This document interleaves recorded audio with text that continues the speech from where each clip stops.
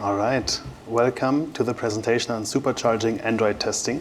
My name is Damian, and I'll be talking about scalable testing environments today.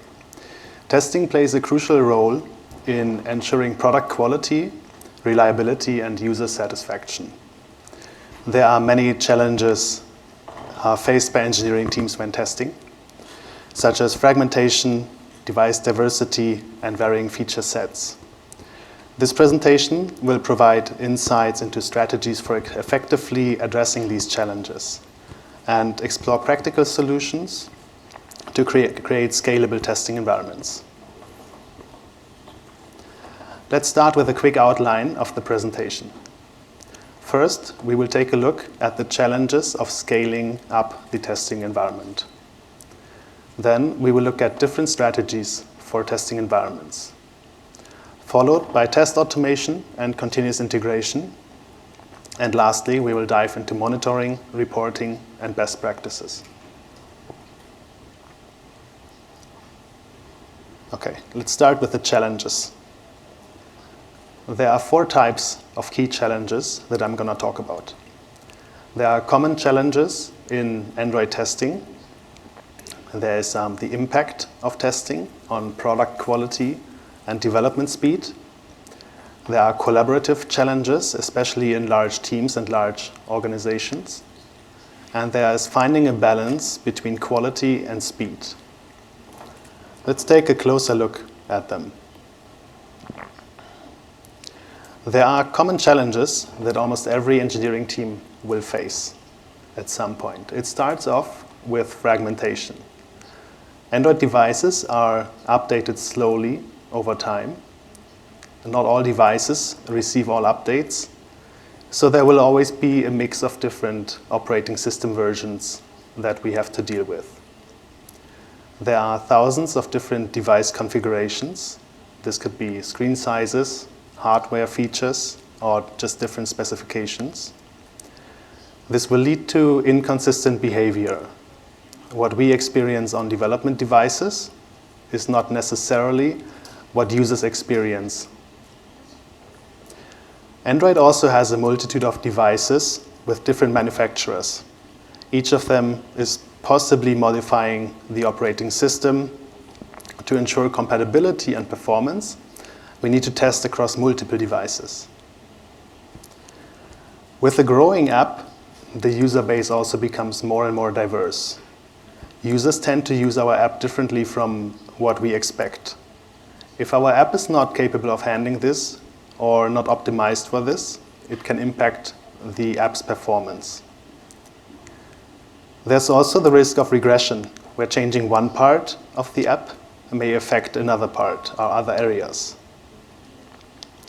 Not all devices will support all features, especially if we use hardware features like the camera or Bluetooth or else. This will lead to functional disparities.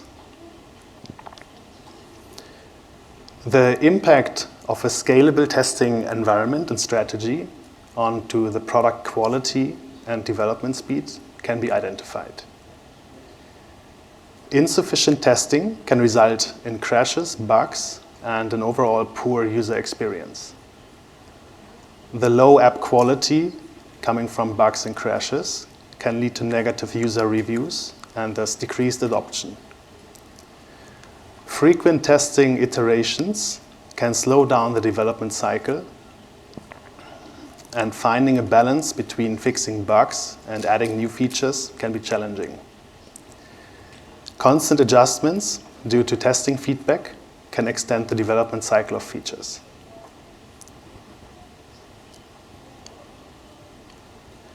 There are also collaborative challenges that come up within growing teams. This can be communication gaps, where there's miscommunication between devs, testers, and other stakeholders. This can also be the coordination complexity, because testing needs to be coordinated across multiple team members or teams or departments. There can be issues with the versioning control, with the alignment of code and test cases across distributed teams. And knowledge sharing can also become more challenging, as testing insights and best practices need to be effectively communicated across teams and be made available to everyone. And there's also the incorporation of feedback in a timely manner that can pose a challenge. An important aspect is finding a balance between quality and speed. There are trade-offs between comprehensive testing and meeting release deadlines. Features need to be released timely, but without compromising on quality. So finding a balance between automation and manual testing that works for the organization is important. Balancing test coverage while ensuring that all critical aspects of the app are tested is also an important part. And lastly, continuously improving on the testing processes while maintaining speed to move fast is also important. Each organization needs to find its own solution that matches the requirements and needs. An effective solution is built from 3 parts. There may be more, but 3 parts definitely. We need to find a holistic approach that addresses challenges collectively and doesn't just match requirements of a single team. The testing strategy needs to be scalable to accommodate for a growing company and growing complexity. And automation needs to be embraced to streamline repetitive testing tasks. Next, we'll take a look at strategies for scalable testing environments. But first, let's take a look at the importance of the scalable testing environments. It's about the ability to accommodate growing testing needs without compromising quality. The diverse requirements of large teams, diverse features, and multiple devices need to be addressed, while maintaining fast development cycles to avoid this efficient testing from becoming a bottleneck. A scalable testing environment will ensure that we are able to provide a seamless experience on various devices across multiple user scenarios. And maintaining a high product quality also has a huge business impact. This is on the user satisfaction and the time to market. There's a bunch of different types of tests. We'll take a look at a couple of them. There are unit tests, which test an individual component in isolation for correctness. There are integration tests, which verify interactions between different components or modules. There are UI tests, which will ensure the app's functionality and UI behavior across devices. And end-to-end tests, which verify complete user scenarios involving multiple components and potentially a backend component. And then there are performance tests, which assess the app's responsiveness, resource usage, and scalability.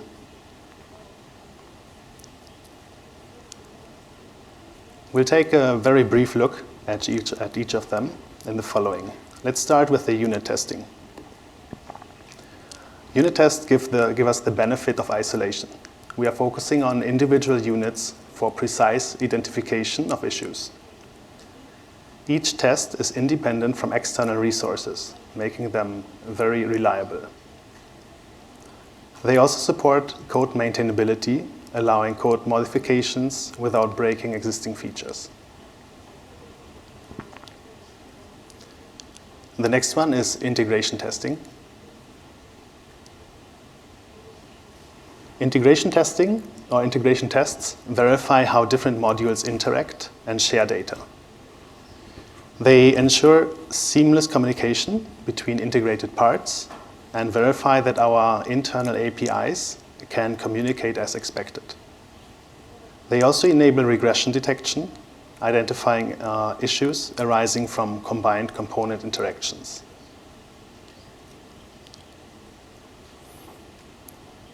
I'm going to take a look at UI testing and end-to-end testing kind of together. UI and end-to-end tests verify visual elements and interactions across device configurations.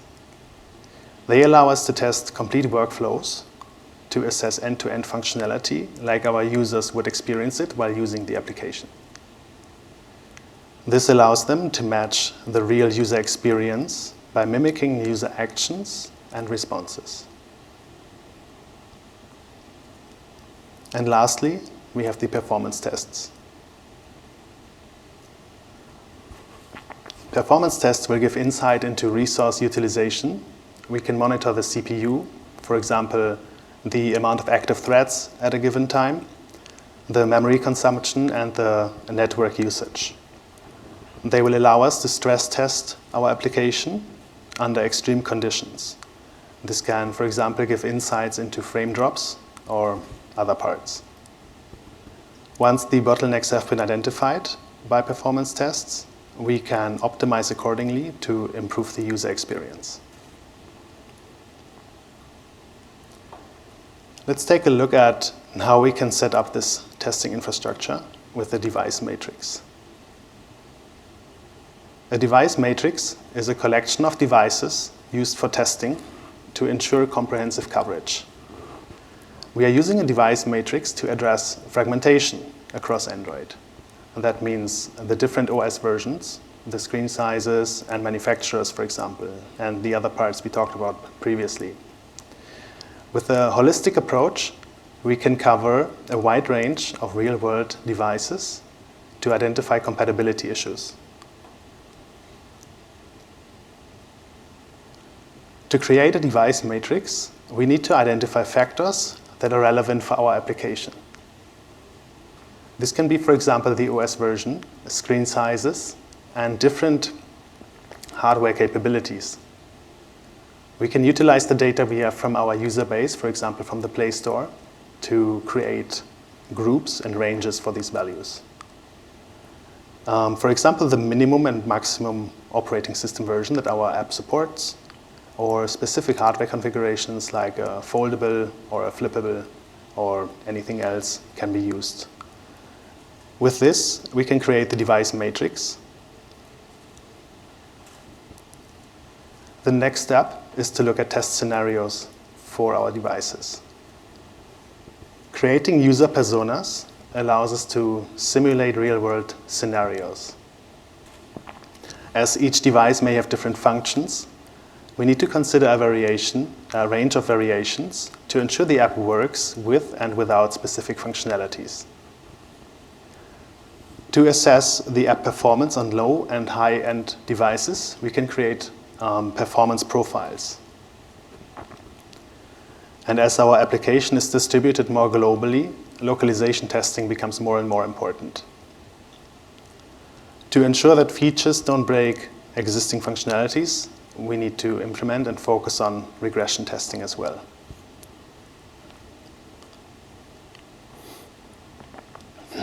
With the now set up device matrix that we identified with our ranges and our values, new challenges come up. The first one is getting access to the devices. We can either source physical devices or we can rely on cloud-based solutions. Then we need to work on test data management. To have reliable tests, we need consistent test data and a consistent test environment across devices. This may also include a test backend environment as well. And then test automation.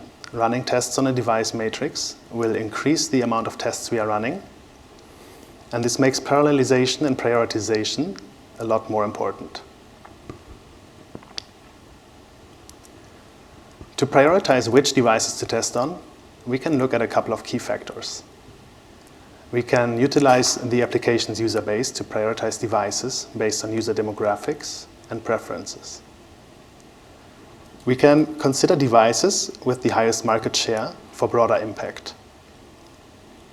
And we can focus on devices that align with our performance-related goals. Also, we can focus on industry standards and best practices for device prioritization.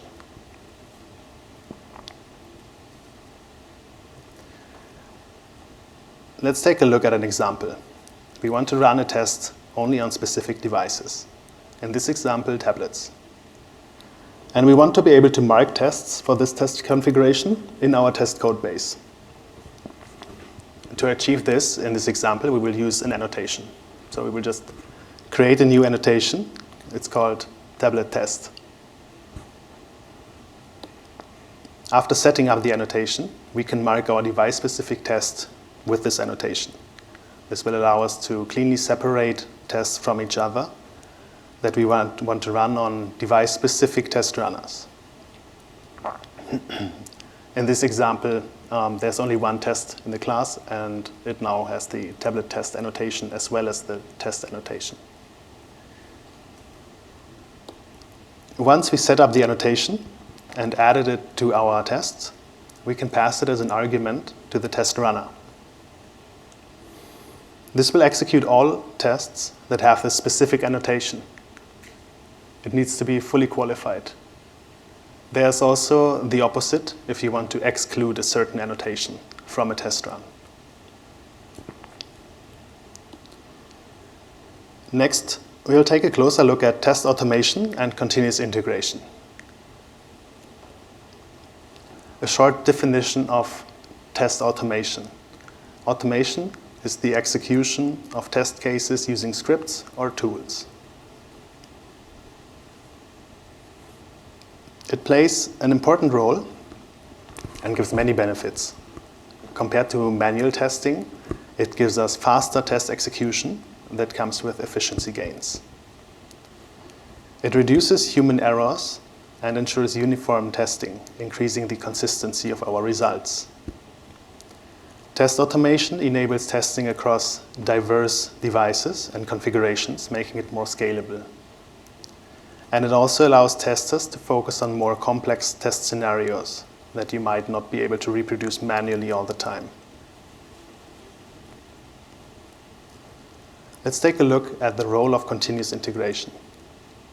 Continuous integration is the frequent integration of code changes into a shared repository. And continuous integration relies on test automation to work safely. This means that the automated tests can run on every code commit. We can identify integration and regression issues fast, as our tests are executed continuously. And it also allows us to make sure that our code adheres to quality standards before merging it. It also facilitates collaboration among developers and testers.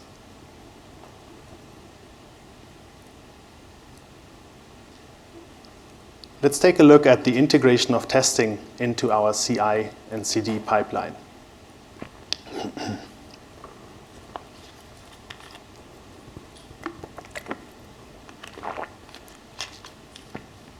The first step is to set up automated builds.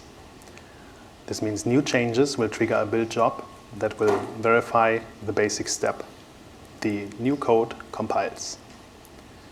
To verify individual components, we will run our unit tests on the code changes, followed by the integration tests to verify interactions between components. The next step is to run our UI and end-to-end tests across our device matrix. And once all of these steps are completed, they can also run in parallel if enough resources are available to speed things up. We can deploy the app to our testing environment or to our release channels.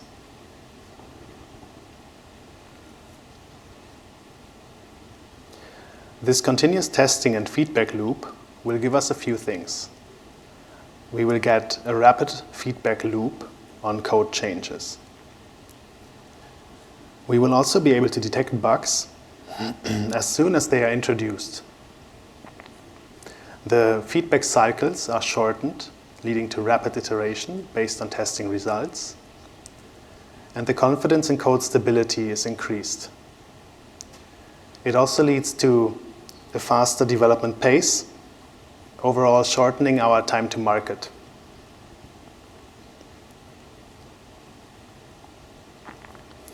In larger teams, we are working on multiple features in parallel. So let's take a look at how to handle feature variations in our test environment and strategy. First, let's take a look at what feature variations are and how we can use them in our apps. Feature flags can help us enable and disable specific features. They are usually server-side controlled flags that are consumed by the clients. These feature flags enable a controlled deployment of features for selected deployment channels, like a beta, or for selected user groups. They can also be used to facilitate a controlled rollout over time. For example, if you want to roll out a feature over the course of a week or a month. When we start to add feature variations, new challenges come up for our testing strategy. With a diverse set of features, different devices may support varying sets of them. The features also might behave differently across our devices, and complex interactions between features can lead to bugs. With feature flags, we are adding additional complexity to our code base, and we need to cover a multitude of scenarios in automation tests to fully cover them. Without coverage of all server-side controlled feature flags, the risk for regression increases. As these values are provided by a remote data source, this can lead to unexpected bugs that will be hard to track.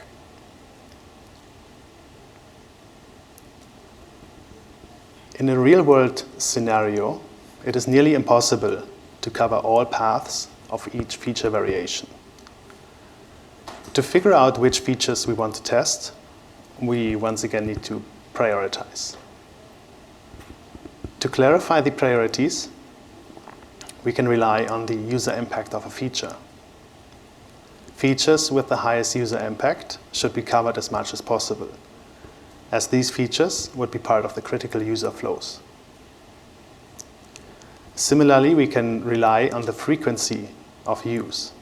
If a feature is part of the user's daily routine, we need to increase its priority for automation testing. Features that drive specific business goals also generally have a higher importance. This could be, for example, payment flows or subscriptions or anything like that. And with an increasing amount of users, the feedback received also becomes more important.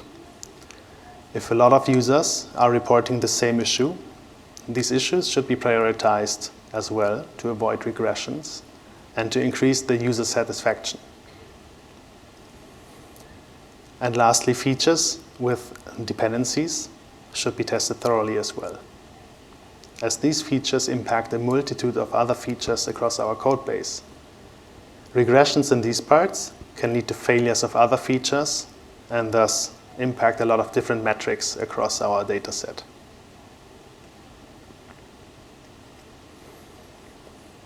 With the increased complexity of feature variations, the amount of tests we are maintaining and running also increases. This adds importance to parallel testing. To reduce the impact of feature variation testing on our test pipeline, we can run tests in parallel, but this will require more resources and devices, so it heavily depends on our testing infrastructure. The increased amount of tests also brings importance to resource optimization. Avoiding idle time and overhead in tests will allow us to test more efficiently. Parallel testing will result in time savings, as the overall testing time for multiple scenarios is reduced compared to a sequential execution. And this will speed up the feedback cycle, resulting in quicker insights into feature interactions.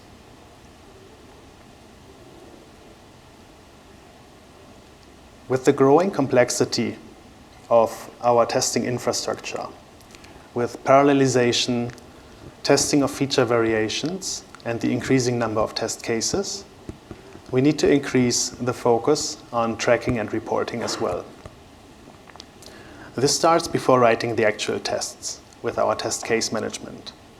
Complex scenarios require us to organize test cases for each test feature variation to ensure that we are covering the critical paths of each of the variations. To be able to efficiently debug test failures, we need to record results and failures for analysis. And over time, with the recorded information, we can analyze trends and identify patterns in test results.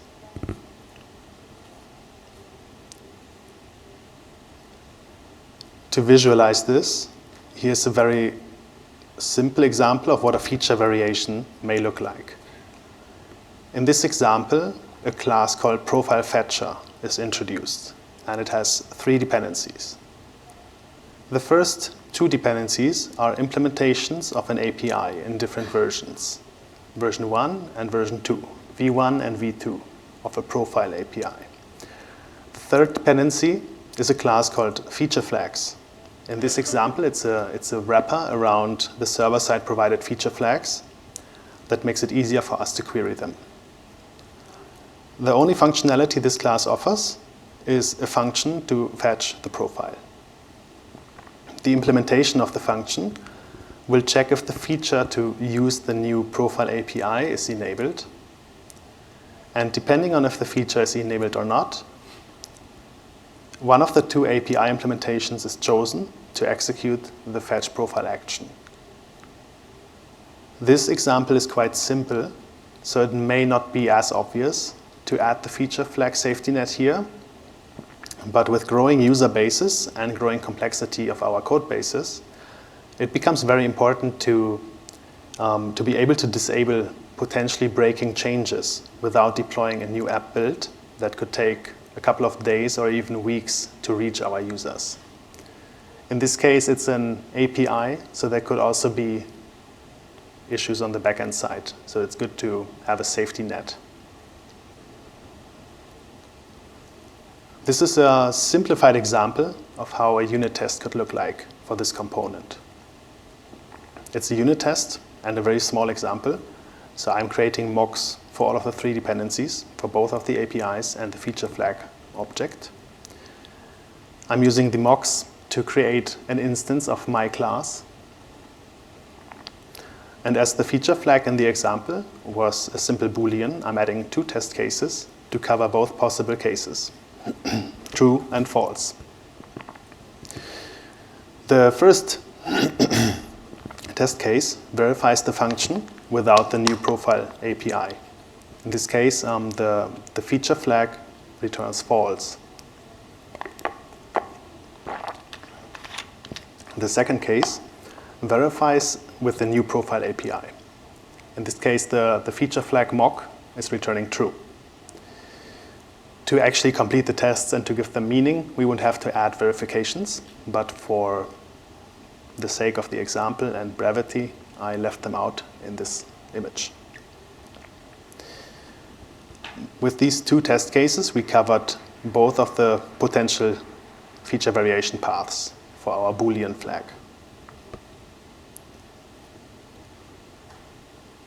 So with our test infrastructure getting more and more complex, we have the device matrix set up.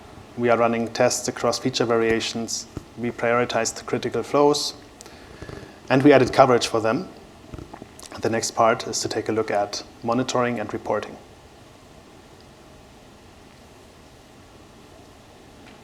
Monitoring and reporting are an important part of the testing infrastructure. We want to be able to monitor test progress and results in real time to get fast feedback and signals. This will allow us to identify failures and issues as they occur, and we can immediately act on them and promptly address problems for quicker resolution. With monitoring and reporting set up, we can take data-driven decisions. And the data that we are collecting can be used to guide our testing strategy to make sure that we address potential bottlenecks and make high-impact improvements to our infrastructure. This also improves the collaboration, as we can easily share data and insights across teams and organizations.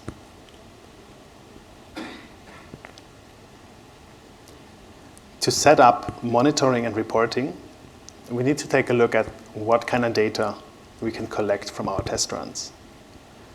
The first data point we can get is execution logs.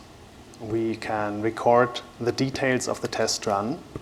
This includes device information, executed steps during the test pipeline, and this will allow us to get insights into device-specific issues and allows us to reproduce potential issues easily.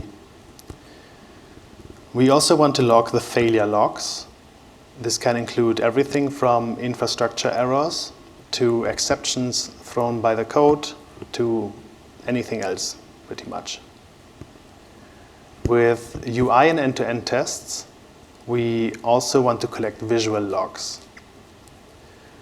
This can be either a screenshot or it can be a recording of the screen on our device of the test run. The visual logs are useful to quickly glance at a test and understand what happened instead of going through all of the lines of code or the logs to find the error. And with all the logs we are gathering, it is important to aggregate them in a single place. It needs to be simple to access our logs, both the text logs and the visual logs, with the multitude of different kinds of logs that we are collecting. Tests also might be flaky or fail due to other dependencies. So to keep track of this, we also want to be able to identify patterns. And to identify these allows us to continuously improve not only the test itself, but also our testing infrastructure.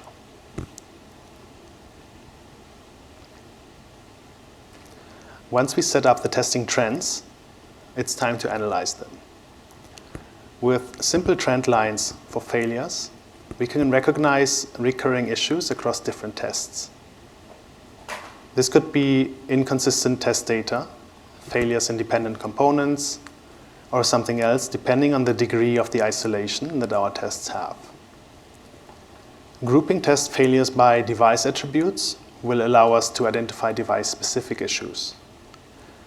Within our device matrix, it might be that a test starts to get more flaky on a specific Android version, or they might just fail due to system-related reasons. And as we increase the amount of feature variations, it becomes more important to also analyze feature-specific failures. The stability of a feature will heavily influence its release, as we don't want to release unstable features to our users. With the trends we are recording, it becomes important to make data-driven decisions and data-driven improvements. The trends will show us if the improvements actually have an impact and which changes have the biggest impact.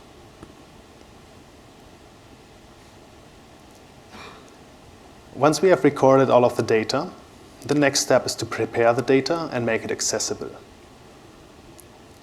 For this, we can work on real-time dashboards and alerts. Dynamic dashboards can show, for example, the live testing status and metrics of our test pipeline. This can be an overall health dashboard, but it can be also more specific and targeted towards specific teams and the features they are working on. Within our automation tests, we have different priorities. We have some tests that are covering critical flows or flows that directly impact specific business KPIs. These tests would have a higher priority. To make sure that these tests are always healthy, we can set up automated alerts that send a notification on failure to the team owning the feature or the flow. In some tests, we will care about output values for example, in our performance tests, where we care about things like the frame rate, resource utilization, memory consumption. For these tests, we can set up threshold monitoring. Depending on the value we are monitoring, we set up an alert once we pass or surpass the value.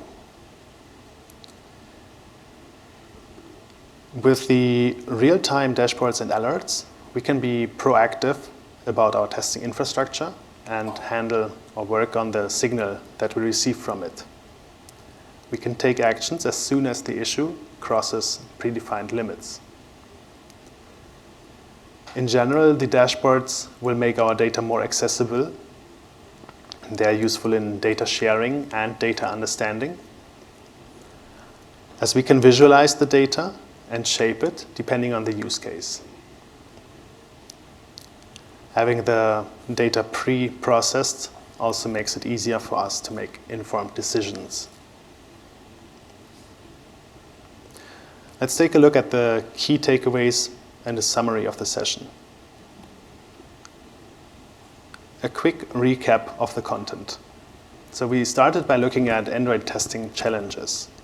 That includes fragmentation, the various operating system versions, devices, and screen sizes, the device diversity, testing across a wide range of devices to ensure compatibility, then feature variations, which is ensuring consistent behavior across devices with different features, and also our different features controlled by the server side. Then collaboration complexities to overcoming communication and coordination hurdles in large teams, and finding a balance between quality and speed, striking a balance between high test coverage and timely releases. Then the next part is scalable solutions. The importance of scalability, why this is especially important when the team gets larger, to also scale up the testing infrastructure. Creating a device matrix, a comprehensive device matrix to cover different device scenarios based on our users. Then the testing strategies, employing unit testing, integration testing, end-to-end and UI testing, and more. Test automation to achieve efficiency, reliability, and rapid feedback cycles. And continuous integration, which incorporates testing into the CI/CD pipeline for early detection. Then the collaboration benefits of also having the testing infrastructure, which is the seamless communication. It establishes clear communication channels within teams. There is the efforts across different roles and departments can be coordinated, for example, with the test case management. Knowledge sharing will be encouraged, and best practices and insights can be shared across teams to improve the team's expertise. Version control and code reviews will ensure consistent code quality through collaboration. And we will have to embrace an incremental mindset to adapt and respond to changes. For testing automation, we looked at how test automation speeds up the testing process, how to ensure uniform and repeatable testing across devices, enabling testing on a wide range of scenarios and edge cases, continuous feedback through rapid detection, and resolution of issues in the development lifecycle, and the integration with CI and CD. And then monitoring and reporting, we looked at real-time insights, issue detection, trend analysis to recognize patterns, collaboration, and data-driven decisions, and data-driven development. Okay, I have to speed up a bit. So the last part is, why should we embrace a scalable testing for success? So testing will give us a quality enhancement. It will give us a reliable user experience. It will give us bug detection, higher user satisfaction, and positive reviews. Our time to market will be decreased as testing efficiency accelerates the overall development timeline. The user satisfaction will be higher because we have a more consistent experience with minimal downtime. And we get a competitive edge through a robust application and by having less technical debt. The business impact is also clear with improved reputation, revenue growth by having more satisfied users, and long-term viability. And lastly, it's important to continuously improve and adapt our testing strategy. Testing is an evolving landscape. There will always be dynamic challenges, especially in Android. We will need adaptive strategies. We need to be flexible. We need to have a learning culture. We need to be open for experimentation and have an iterative process and work on it piece by piece. Feedback integration is also important. We need to incorporate testing insights into our development processes and leverage testing data to drive decisions and improvements. And we need to embrace that this is a long-term commitment. It's an ongoing investment. Testing is an ongoing process, not a one-time effort. We need to allocate resources and also facilitate training for this. And lastly, we need to keep an iterative mindset and work piece by piece and improve where we can, whenever we can. This is based on data and feedback cycles, feedback loops that we have internally. And thank you for joining my presentation.